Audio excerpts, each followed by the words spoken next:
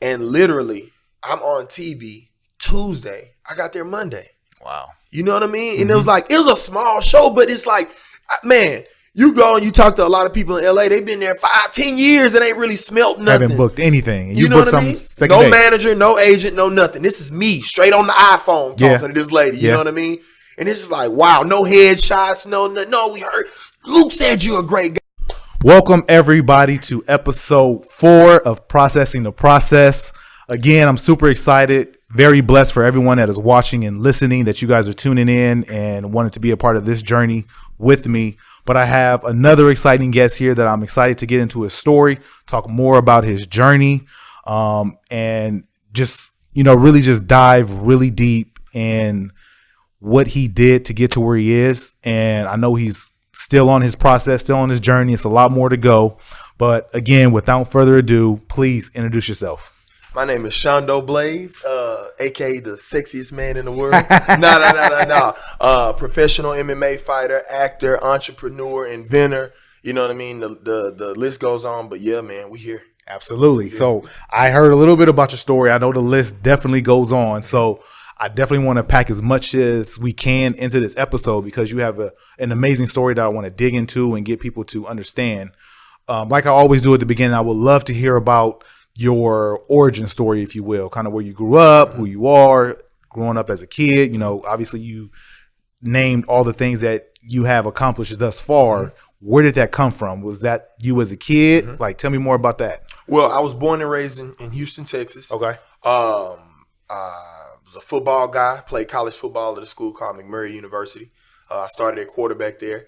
And when I came to the end of my tenure in college football, it was just like, I want to be in control of everything. People thought I was crazy. Like, you don't want to play football? I'm like, no, I want to be in control of everything. So I was like, I had this idea, like, I'm going to become an MMA fighter. They was like, out of nowhere. Man, out of nowhere. Right. And so YouTube was jumping at the time. Okay. Right? You know what I mean? This is kind of, YouTube, of course, is already out. But absolutely. But it was people almost going at its peak. to it for information. Okay. Is like that time, like when people were really going to it for like information. So what year are we talking about? We're talking where we about are? 2010. So 2010, 9 years ago was when you jumped into YouTube. Yep. And what did you type in? I typed in MMA, right? Okay. Because I knew nothing. I didn't grow up boxing. Mm-hmm. I didn't grow up wrestling. I didn't grow up doing karate or anything like that, right? But I just had a mom, right? Both of my parents are entrepreneurs, but I mean, my mom's just so positive and so encouraging that it's like, man, I literally think I can walk on water. You can't tell me that I won't until I get soaking wet. Nice. So I dove into it head first, and people thought I was absolutely crazy. I was in the computer lab at school, probably the only time I was ever in the computer lab at school. And I mean, I'm studying, looking at every YouTube video out there, this stuff, right? So first fight I go to, I don't have a coach, right? So I show up at the fight with no coach, right? So I go from learning this stuff off YouTube for a few months. I heard about a fight just in the wind in Abilene, and they were like, "Yes, some fights going on in Austin." I'm like, "Screw it, I need to sign up for that." So you signed up and just went, and bro, I signed up for it. I tell my cousin, "Hey, we finna go. We're going to fight in Austin." He's like, "Well, bet we going to fight in Austin." We get out there, man. I have no coach. It's just me and my cousin. You know what I'm saying? So we're signing the stuff, and they're like, okay, they're asking me for different things. I have no clue what these people are talking about. You know what I mean? Where's your coach? You're supposed to have a coach that's registered with the state to be a corner man. To be able to be in the corner and do the, okay. My man, I have absolutely none of this. Fresh off the street. Dude walks by me and hears me talking about this with one of the guys. He's like, my man, you don't have a coach? I'm like, nah. Dude says, I'll be your coach today. I've never met this guy a day in my life. Signs it says, I'll be your coach. So signs his name by mine. Now we have the thing of, hey, you have to have a bucket with all the equipment in there. Mm-hmm. You know what I mean? Cut, in, swell, all that. I know this stuff now, but at the time I'm like, what? Yeah. I tell my cousin, hey, get to Walgreens now. He jumps in the car, drives to Walgreens, which is luckily right across the street from where the arena was. Okay. And I'm on the cell phone. This is when we had the Razor phones. You know what I mean? Yep, so I remember the Razors. I got the good Razor. I got the gold joint though. Yeah, you know what I mean? The 14 karat joint. I'm here. I'm looking in the guy's basket. I mean, not basket, but bucket. I'm like, bro, we need the gauze. Not the white one, no. Not the ace band is looking. I'm telling him everything. He gets it, comes back. We ready to rock and roll. End up getting into the fight, getting demolished. Best thing ever happened to me. First fight. This is an amateur fight. demolished. And you loved it. I loved every, and this is why I loved it, right? Because all of the common misconceptions that people have as far as like trying something new and failing at it, I was able to go through that process, but I put on such a good show and people could tell my passion and energy to want to continue what I was doing as far as, you know, fighting and being a warrior. Yeah. Man, they were coming to the back and congratulating me. I mean, this dude, I look like I've been hit with a baseball bat, man. This dude hit everything on me except the bottom of my feet. But they saw the heart. They saw the heart. Saw the heart coming out of you. And man, it was an experience that really, it's shaped a lot of stuff that I'm even doing now, because it was just like, hold on, man, like they lied to you. They lied to everybody. They lied to you when they said, man, you get embarrassed out there. Now, will you have to get over some of the fears and things like that? Yeah, of course. Mm-hmm. But man, when you come out on the other side, like when I came out on the other side of that thing, I was a whole new Shondo, man. I mean, just because you went through the fire, you didn't know what to expect, but now that you knew what to expect, you was even more excited coming out of that. Nuts in your throat, right? Heart pounding out of your chest. Mm-hmm. You're out there to be exposed in front of, it was a couple, this is a little arena, but it's a couple thousand people in there, right? To get exposed in front of all of these people. You don't know what you're doing. The guy that I was going against had, I don't know if you know what cauliflower ear is. Get the ear. Right. So he's been doing this. He was actually a college wrestler and he just started his MMA career. But if you started a base already in some type of combat sport, you leaps and bounds ahead of somebody that's coming from like football or something like that. So, but man, the love that they showed me after that, it just set everything in motion. You know what I'm saying? Yeah. So you said, let me go back to really quick, because I know you said we talked about the YouTube. Yeah. So how long were you on YouTube? Couple months. Yeah. And you were just learning how to hit or the proper way to hit. Like what you were looking at techniques at that time? That's the interesting thing about it. That's why this shirt says 1% better every day. Right? Okay. And this is actually the first thing that I ever got trademarked. Right. So when I got into the whole thing, because I got to own everything. That's just my mindset. But that's your pedigree too. Exactly. Your family was entrepreneurs. Yeah, we own everything. We have to own it. Have to. Otherwise, it's difficult for me to promote it, or you know what I mean. Get behind it if you know that you can't control it. Exactly. So that was the thing. I went into it and I noticed that if I already looked at finished products, like I was, George St. Pierre and all these guys, you know what I mean? When I first started looking at MMA, if I were to look at George St. Pierre, right? Okay. In his entirety, and then look at myself where I was when I first started off, it'll be discouraging. The same way that most people, before they start something, they look at the people that are already at the top of it, right? Absolutely. And they get discouraged. Absolutely. Right? And I mean, I don't mean to cut you off. No, go ahead. That's one of the things that there's so many reasons. I know a lot of people ask me, why did I start this show? Why did I want to focus on the topics that I'm focusing on and have the conversations? Was just what you said. A lot of people look at, in this day and age, because of social media with Instagram, we show our highlight reels. We show the best parts of ourselves, which isn't necessarily a bad thing. No. But for the consumer, the one that's consuming the content, like myself, I don't have the backstory on what you did to get there. Right. So to hear what you're telling me right now is you went through an incredible process to get to that point. Yeah. So now you have your own brand, the 1% every day. And tell me more about that concept and why you branded that. The reason why 1% better every day became a thing to me is because when you look at, like I say, when you looked at the finished product, because all they have out there is, like you said, the good stuff. So that's really all you can see.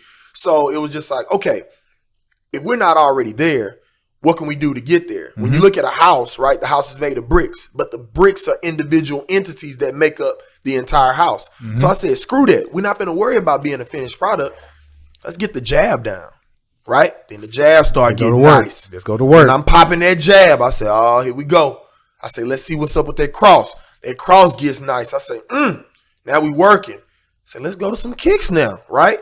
So the kicks start getting nice. Then the grappling starts getting, so the process was literally 1% better every day, because that was something that was very tangible and it was very attainable. It was a very small piece of the puzzle. Absolutely. But it was attainable for me to be able to get that every day, right?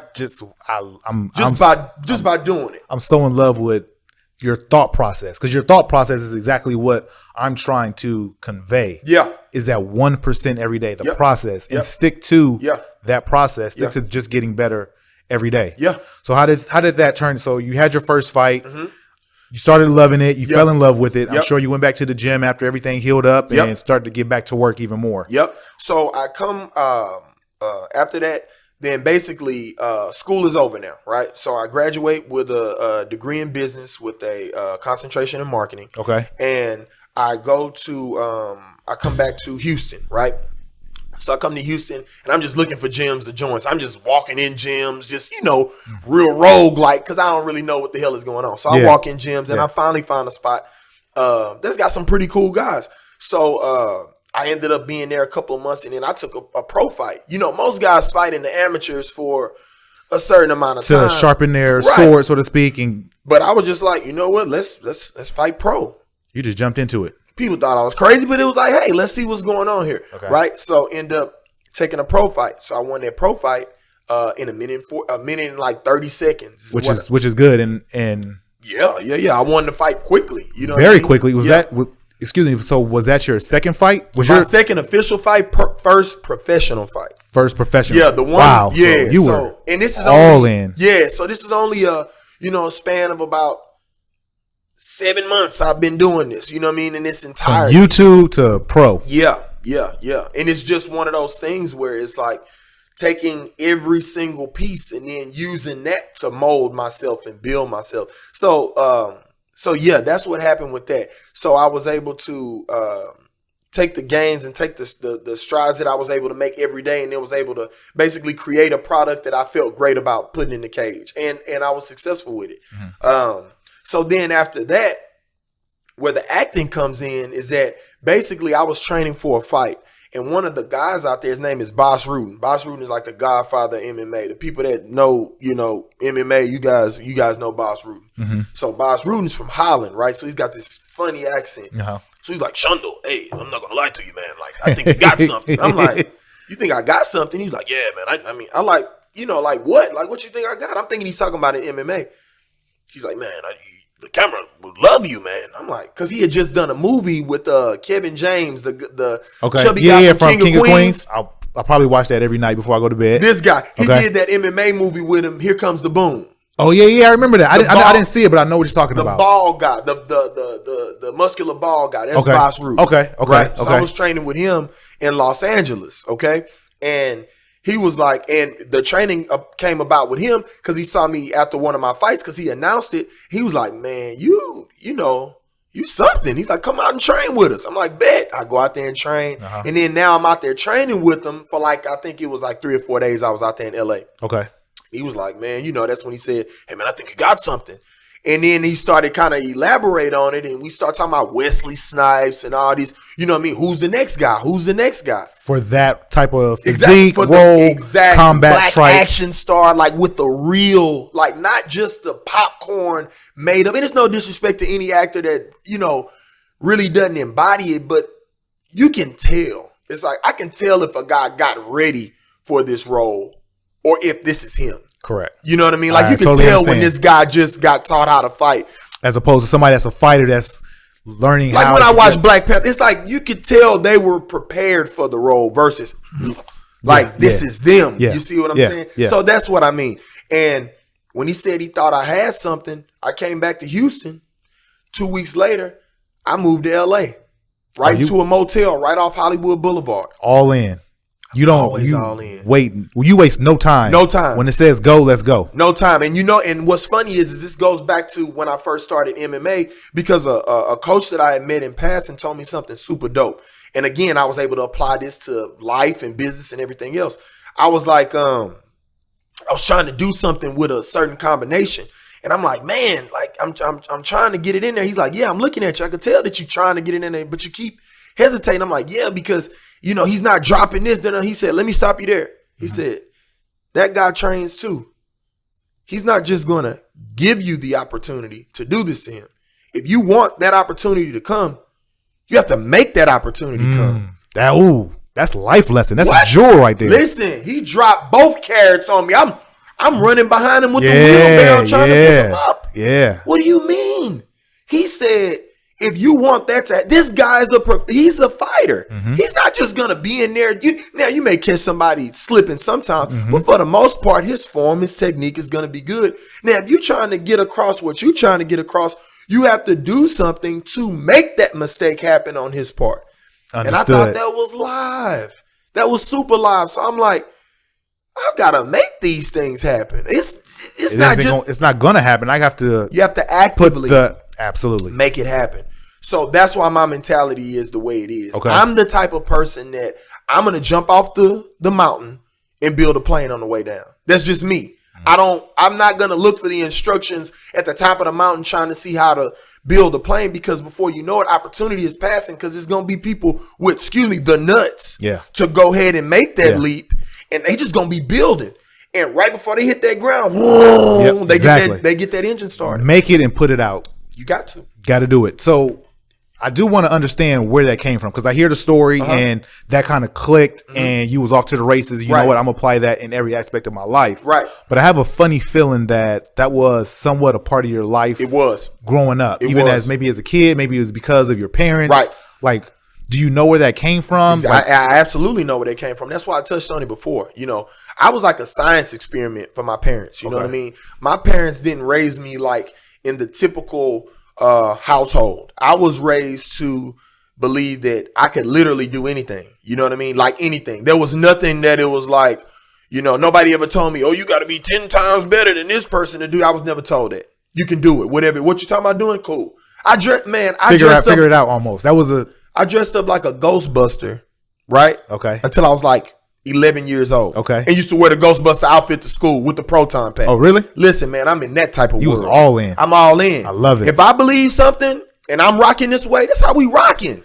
Everything else doesn't matter to me. And my parents really encouraged that. You know what I mean? Especially my mom, because she's super animated. Super animated. She's a motivational speaker. Okay. So, So you was primed from birth. Yeah. Be this way and to give us the energy that you're giving us. I'm sure people can hear it and feel it, which is amazing. But I feel like a lot of people don't have what you have and would hold them back. It sounds like you're not afraid of what others think of you, no matter what. Like, no, you're in your own world, and nobody can sway you, yay or nay. Yeah. Nobody can tell you you're so great at this. You like, thank you, but I'm in my own lane. That's it. Because I feel like it's a thing of authenticity is dope. Like, that's what's so dope about my hair. Like, oh man, you have no idea. And what's so funny about this, I had the one that was going down, right? And I called it the Zulu lock. And they're like, what the hell are you doing? Look like a rat tail coming out here. Just, and I find it so funny. And I screenshot some of the comments now. It's like, now they think the hair is dope. But when it was just the one thing right there, it was like, boy, what are you doing? Look like a rat sitting in your head with the one thing coming down. Now the hairstyle is cool. So it's just like, man, look, dog, do you. Don't people worry about catch other up people. or don't catch up doesn't matter. If you think about it, some of the quote unquote weirdest people that have ever walked the face of the planet will go down as the dopest. Michael Jackson will literally go down as the dopest dude to ever flood his pants in history of the world. Absolutely. And on that topic, I was thinking about this. I'm glad you said this, because I was thinking about the Prince and Rick James. Come on, man. I mean, I was born in 85, so I wasn't able to see it the way like my parents and maybe some of my other family members, right? But to look back on it, I'm like, how did he get away, Prince, with the way that he dressed and just his demeanor? Obviously, he was, in my opinion, like I said so. Exactly. That's who he was. It was his lane. He didn't care. Because I said so. Trendsetter. Doesn't matter what everybody says. Why are you doing it? Because I said so. Because that's how we rock it. Like, they were like, what? You're not going to play football? Because listen, this is what we do. We're doing MMA now. And that's it. So when I feel like people that have that definitive mindset, it goes back into what that coach talked about. Listen, you have to do it to make it happen. Prince had to have the nuts to wear the romper, the jumpsuit, the low cut, showing the chest. He had the chaps, had the chaps out. Yep. Had his Taco Tuesday, giving it to you with the one earring, with the swoop bangs. Absolutely. You got to have all the confidence. Listen, man, like, if that had not happened, imagine if Prince would have been just a regular dressing guy. Yeah. Is this still Prince? It's not. Hell no, it's not Prince at all. He's Prince because his real name was Prince. So he's Prince Nelson. But he's not the Prince that we know. He's not the symbol. Not it. He's not that guy. He's not. He's not Purple Rain. He's not. So you went to LA. You were doing the acting. Yep. I'm assuming that you went all in. Now, your process in learning. I got on ABC acting, in 3 months, man. 3 months. Talk about it. I know you were probably let the cat out of the bag, but you were on the quest. Yeah. Correct? Mm-hmm. So tell us how that happened. I'm sure, is that the one that we're talking about, or is it was something different? No, well, honestly, to be all the way real with you, and a lot of people think that I'm kind of gassing it when I say it. I was on TV the first day that I was in LA, right? I got to LA on a Monday morning, okay? And that's when I moved into that motel, okay? And the crazy part about it is that I was about to be from Houston. I was about to be on this Bellator fight show, right? But something ended up falling through with that, so I didn't do that. But the guy that that did the Skype interview, he remembered me. So I guess he had passed my name along, and he had heard that I was going to be going to LA. You know what I mean? Because I think I had told him during that Skype interview, hey, I'm going to exactly.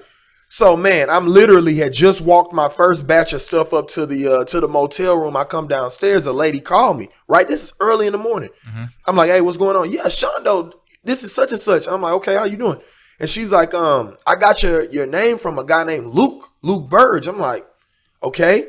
And she was like, he said you had a load of energy, and that you were going to be coming to LA. I just wanted to see if you had gotten here yet. I'm like, as a matter of fact, I'm here right now. I just touched down. Absolutely, you know what I'm saying? Absolutely. Okay. She's like, wow, that's great to hear. She's like, we have a show called Brain Decks that we love for you to be on. I'm like, what the? I didn't know what the hell this was, right? Okay. So she just kind of like brought up the validity real quick so I could know there's something valid. She was like, well, listen, the last episode we did at Mike Tyson's house. Okay. I'm like, okay, so I know that this is some legitimate, real. Obviously, you just touched down. You know it's probably get all type of weird stuff. So, exactly. Right. This was one of those things was when she told me that the last episode was at Mike's house. I'm like, damn, okay, that's dope. I said, yeah, when do you want to do it? She was like, well, I know it's short notice, but what's tomorrow looking like? Tomorrow morning. I said, well, what do you want? Where are we shooting? She was like, our studios is right off Melrose. Now I'm right off Hollywood Boulevard, right? So you literally have Hollywood, Sunset, Santa Monica, Melrose. Very familiar. I'm from Southern California. I'm from LA. You dig what we saying here, right? I'm with you literally talking about right up the street. Yep. And I look on the phone and do the G. I'm like, wow. So the very next day, bro, I'm on this little show, right?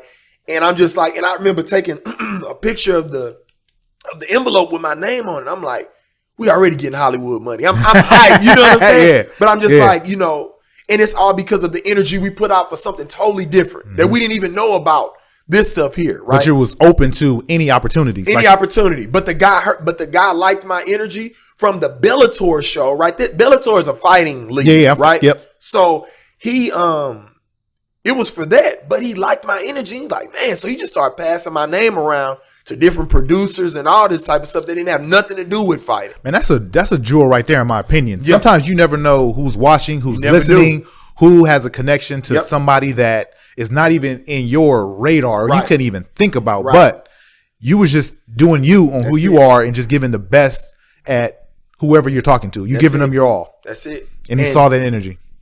And literally, I'm on TV Tuesday. I got there Monday. Wow. You know what I mean? And it was a small show, but it's like, man, you go and you talk to a lot of people in LA. They've been there 5-10 years and ain't really smelt nothing. Haven't booked anything. You know what I mean? No manager, no agent, no nothing. This is me straight on the iPhone talking to this lady. You know what I mean? And it's just like, wow, no headshots, no, we heard. Luke said you're a great guy. But that's when I first learned, like, the game I'm playing is going to be different than the game these other people are playing, because they're playing the game based on how they look, how they this, how they that. I'm playing a totally different game based on energy. Yep. Putting out a certain amount of energy that people respond to, and then they just pass everything along and it catches like wildfire. But fast forward a couple of months, we had done a lot of different things in between, Nike commercials, some other type of different commercials, music video, Lil Wayne, all that type of stuff in between, right? And to me, that's low-hanging fruit. Yeah. I like how you throwing it out there like it's low hanging, but to me it's low hanging fruit when you have a mindset of this is what I'm doing anyway. You know what I mean? It's like I'm not stick the toe in and see. No, I'm in the water. Yeah. If it's hot, then I'm just gonna have to adjust to it. But acclimated to it. So that's how we rock. Okay. Right. So a thing comes up. The executive producers from Lord of the Rings, right? That's who did the quest. So they had put something out there. And again, this is from another producer. They sent me the email for the casting. They were like, hey, Shondo, you may be dope for this. And I'm like, what is it? It's like a fantasy show. Now, mind you, when you look at us, you don't think fantasy, but they know my backstory. I loved Ghostbusters. I love mythical, magical stuff, right?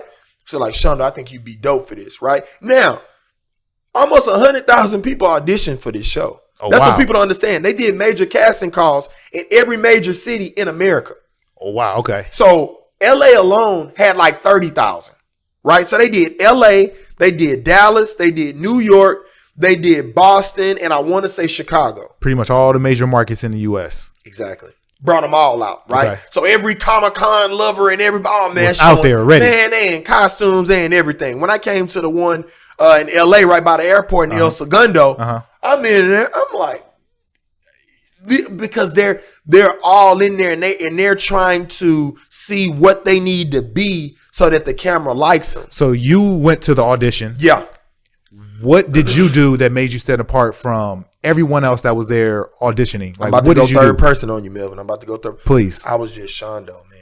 Okay. And I was and when I say I was just Shondo, I was just, man, I was having fun. I was talking my stuff. You know what I'm saying? And it was just like, you know, I thought I was a Ghostbuster till I was 11 years old. Damn near 12. Yeah. You know, they were like, really? You know, I'm like, hell yeah. And I'm just going over the stuff and they just like, man, this is a different kind of guy. And people respond to different, but at the same time, Authentic.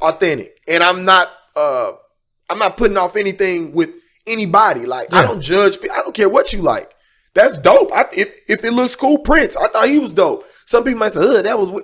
I think it's dope. I think it's dope when people can step out there, no matter what other people say. I.e., when we went out there in that cage, oh man, it's so lonely in that cage. I bet. Oh, it's lonely. Ooh, it's just you, bro. When they say, "Fighter, are you ready?" It's just like I literally got outside of myself and I saw myself down there, and I felt like I was playing a video game with myself. Yeah. So that's how it was. So they just responded to that, and they told me, they were like, "Hey, you did something wrong on your paperwork. Can you stay in and fix it?" I'm like, "Something wrong with my paperwork? What you mean?" So I stayed, and they were like, "Hey, we just didn't want to tell everybody in the thing that we want you to come back." And I'm like, "Oh." I said, "Man, y'all had me in here thinking I can't spell my name. Like, you know, I get something wrong with my paper." So anyway, I came back and we did a couple of more like on-screen interviews. Before I know it, man, they booking the flight. We flew out to Vienna, Austria.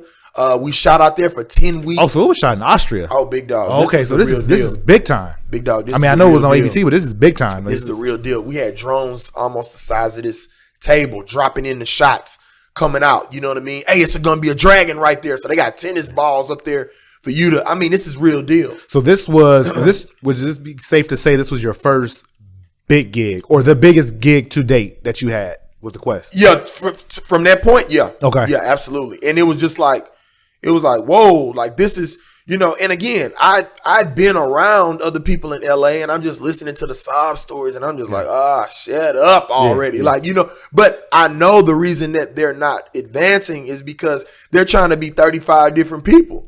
They're not just unapologetically Man, them, I love it. You know what I mean? Man, I love that so much because I just love it so much. Yeah. That people, somebody that's comfortable in their own skin. Yeah. Everybody's unique. Yeah. You know, you're you, I'm me. Yeah. I have something that's unique. Yep. But you lean into your uniqueness instead of shying away and just, this is me. This is what you're going to get. But people respond to it. Yeah. And the energy that you give. I think that when you're really yourself, people have no choice but to respond to it. I think I had some of the dopest castmates on the show, right? Mm-hmm. So we had people from everywhere, right? And that liked all types of different things. Like, you know what I mean? Some of them love Lord of the Rings. Some of them love, you know what I mean, just action comics and all types of stuff. So the cast was like a hodgepodge of people, different ethnicities, different genders. It was just super dope. And how long did the show go for? You're talking about how long did we shoot? Yeah. We shot for 10 weeks. 10 we weeks. shot on location in a real castle in Vienna. And that was one of the dope things too. It was like, you know, the castle was over 1,000 years old. And like they had, Wow. And they had stories about the castle like that was documented. Like they had a fire there in 1187. You like, what? Wow. Like you have record of when this place caught fire almost. It's just, you know, history and learning all about that. Yep. Dope. This whole cross beam right here was imported from Italy in 1257. You like, what? There's a document on this, and it's like it just lets you know that everything is cyclical. Like people think it was so different then or whatever. No, these people kept ledgers.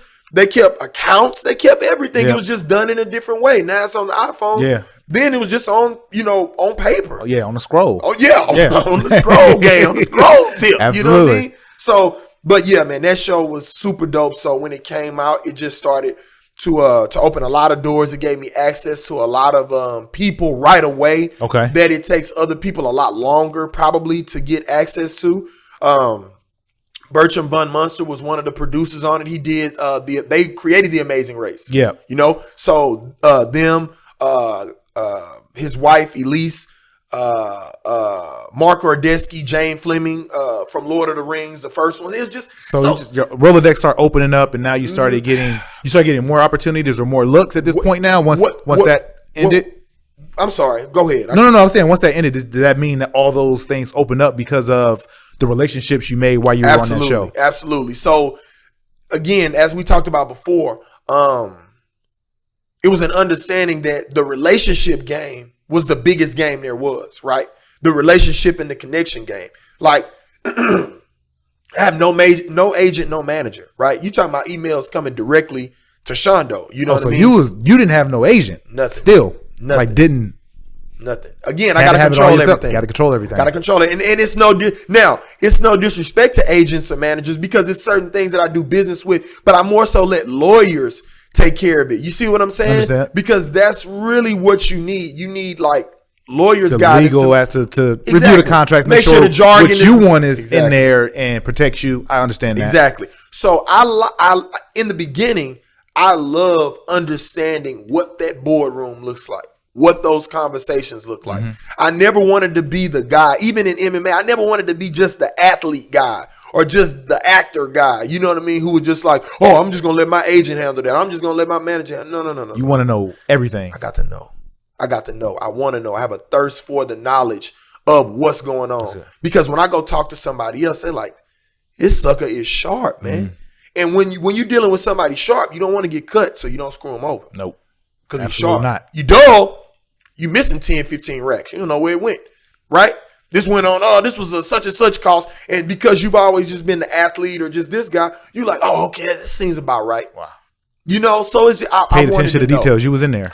That makes sense. 1% every day. You know what I mean?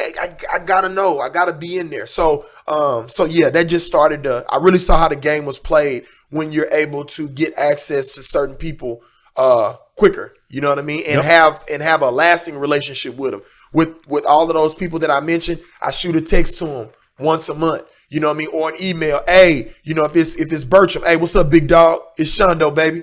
Just hitting the refresh button. You know what I mean? Make sure you know. What's up, man, it's all relationships. It's all relationship. This is a relationships game. But that's an art, though. Some people just don't know how to do it. And I'm not saying I'm the best at it, but they miss out. You definitely know how to maneuver the game. I'm a natural. I wouldn't say playing the game. No, it's like you just being you, but you understand that. Hey, I have to make connections. Yeah, make people remember me. Yeah, I'm going to be who I'm going to be, but be able to network. Yeah, open your mouth, talk to anybody that walks past because you don't know who you're sitting next to on a plane. You never Who's in the elevator with you. You know what's funny about that? When we were flying back from Austria, right? So this guy that was in the airport kept staring at me, right? This is because what happens is I think you fly from Vienna, then I think it hits Amsterdam, then it comes back to I think we flew out of JFK or something like that in New York. But this guy just kept looking at me. I'm like, what's wrong with this guy? Yeah. So we at the terminal waiting on the flight. Then it gets to the point. I'm like, man, let me just ask dude what's going on. So I walk up to him. I'm like, my man, like, do we know each other? Yeah. He's like, oh, I love you, man. I'm like, what? So this caught you off guard. Caught me off guard. But this guy was the guy that architected and engineered all of the obstacles on the quest, on the show. Oh. Right? Wow. And so he would watch me go through. He's like, man, we loved watching you. And I didn't know him because, we didn't meet everybody in production. Yeah. It's a lot of people involved in a show like that. Man, and to be honest, he wasn't in production. He's the one that built the different sets and the obstacles and all this type of stuff. He wasn't low on the totem pole, but I didn't meet him. Yeah, I get you. So, oh man, it was dope. And so we talked for, man, We talked until it was time to fly out, and we had a super long layover. So Yeah. we just talked the whole time. He was like, man, we enjoy watching you, because they watch you on a bunch of monitors while you're out there doing the stuff. And they call it Video Village. He was like, man, we just had so much fun watching you in Video Village, man. Just keep doing your thing. And, man, that was just massively encouraging for me. Absolutely. And if I wouldn't have got up and said anything, I wouldn't have made that connection with this guy. Or timid, or like, man, I don't know him. Yeah, like, He oh, don't he's know a me. weirdo. That's Yeah. because I didn't go at him like, hey, man, it's a problem. I'm like, hey, my man. It's like, inviting. Like, hey, look, I mean, just we know each other or something like that. He was like, man, I love you, man. And still I'm skeptical, because I'm like, well, okay, what you talking about? So, but then he tells me, he's like, man, because they went out there, I think like 7 or 8 months before we even started shooting, bro. To get build everything set up for you guys. everything. And it was just like, whoa, just to even know that part of it. Like, what went in, like, because when you're a part of it, it's like, I just did that. But it's like, bro. It's a production behind it. There's Listen, a lot of stuff to go behind the scenes. Huge. And that's good to make connections and meet somebody. You never know where that conversation could have led to. I still talk to him now. You know what I mean? And it's just, and that'll come back up as we talk further on where he came back into play. But that's what it is, man. All these connections, all these little links to the chain, you know what I mean? And I just try to make sure that they're firmly bound together and that they never erode and get loose. That's why I send that email, so I can reconnect the chain, so that I hit the refresh button. Because when you're a producer or anything, these people meet thousands upon thousands of people a year. You know what I mean? And so you have to hit that refresh button with them, just to let them know, hey, what's going on, man? Thinking about you. Holla at your boy. They're like, hey, Shondo, hey, where you at, man? Are you? Yeah, I got something. They may say, I got something for you. Yeah, exactly. Perfect. So fast forward. So what's the next step for you after that? So right after that, basically what happens is that when I'm out there actually doing the show, I'm like, man, I have certain ideas about products and stuff like that, right? Okay. So I basically come back when we got back. I immediately go to Home Depot and I build this little apparatus that I've been having on my brain since we were in Vienna, Austria. So you filming, you're doing something, yeah. But because you're an entrepreneur, always thinking, there's something else going on in your brain that as soon as you got home, within a day, a week, you at Home Depot and couple hours, big dog. Oh, so you landed and you put your stuff and you there. I didn't even put the bags down. Okay. I go right to because I didn't take much stuff. You know what I mean? Because we had for only time we wore clothes of ours was like the first and second day. Okay. Other than that, it was all costume stuff. You know what I mean? Yep. Like medieval dress and stuff.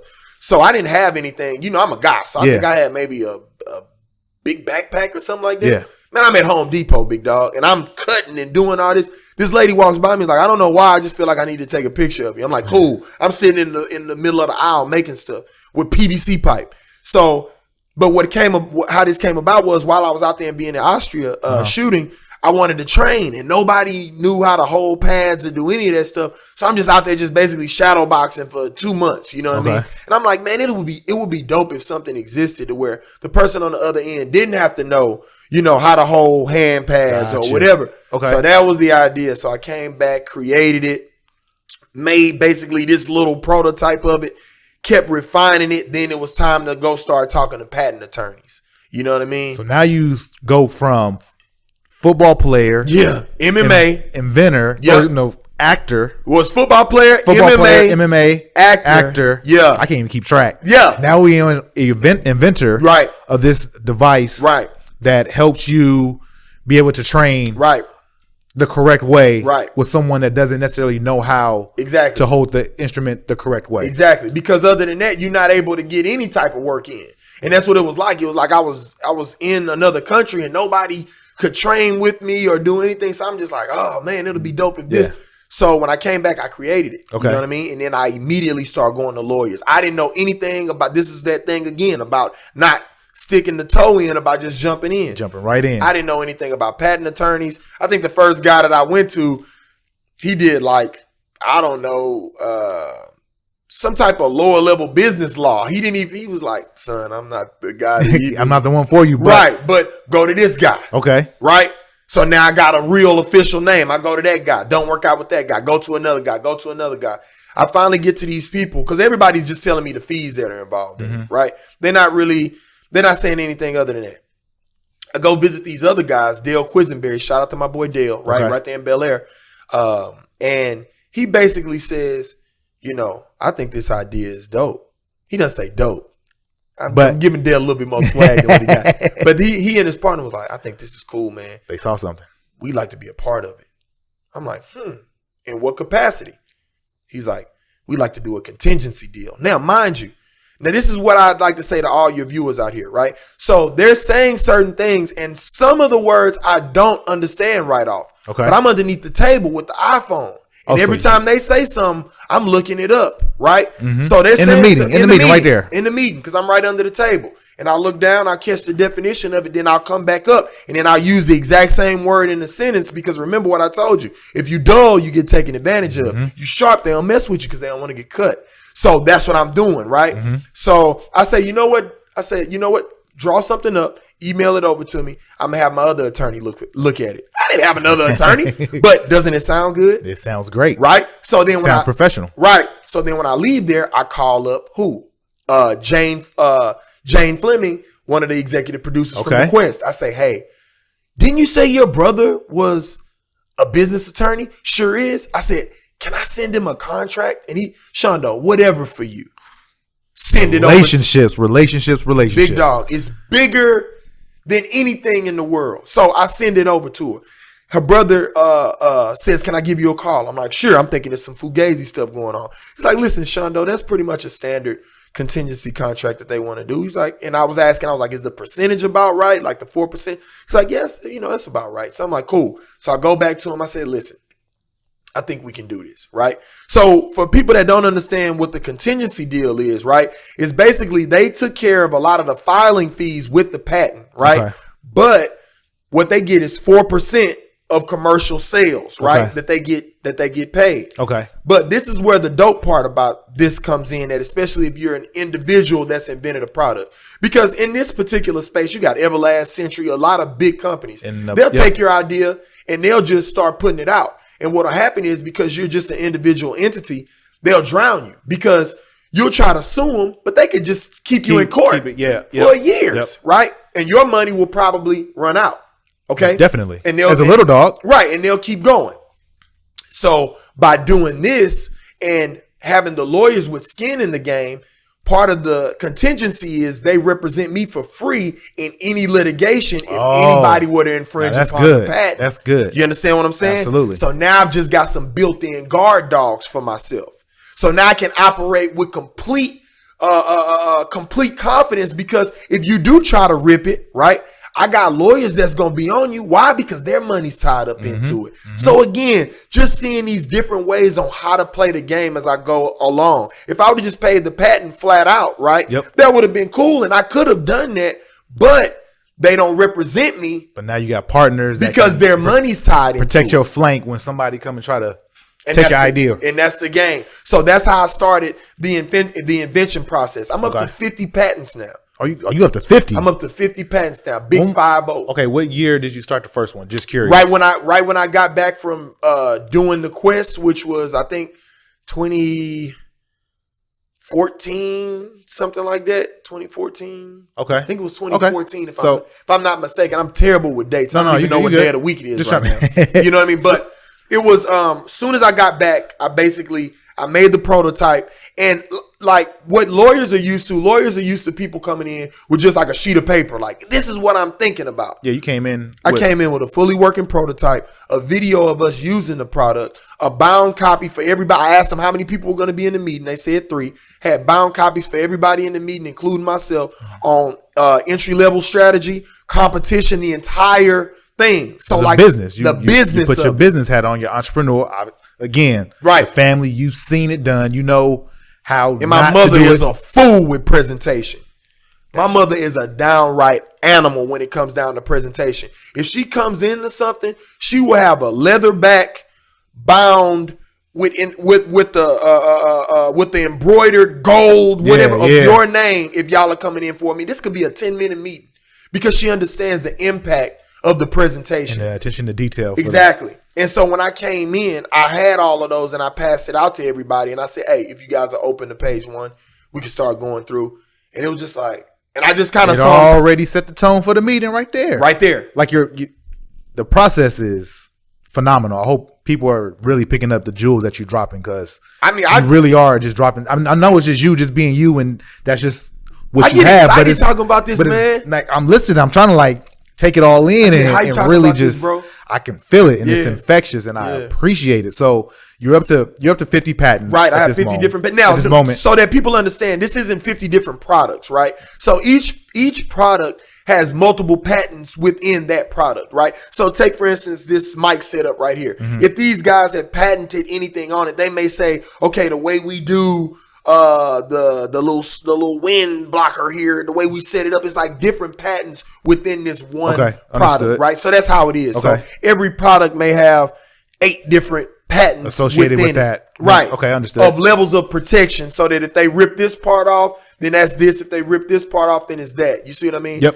So it's not 50 different issued patents per se, but it's 50 different renditions of anything that I've got that I can create that can't nobody touch. Can't nobody knock it off. Right. So is your product available for consumers today? Yeah. Okay. And what we've done is, like, we started it off on, because I'm a big culture person. Like, I feel like, things that have culture behind them have more longevity. Because with products usually burn out after like 5 or 10 years. That's just how products go. Yeah. Except the ones that have a culture behind them. So the first thing that I created for the fighters, I started going to dojos and basically started putting on demos with all of the different senseis for them to see how this can not only make their job a lot easier, but make it more fun for the kids, and also increase the retention rate of the students, because when you go in there, it's like, whoa, they're doing something different than just punching the air. It's like, what's that cool thing right there? And then parents can buy it and then go practice at home with their kids, because they don't know how to. So what's the name of the product? The product is called the Jabber Combat Trainer. Okay. Right? And where is it available today? Jabberfit.com. Okay. Yep. So all that stuff, man. So it's been a lot of different products in the combat space, because that's what I do. That's what I love. Yep. You know what I mean? And we have another product called the GRUPS that works like resistance with firearms training and all that. So we have some government entities that want to actually do contracts with those.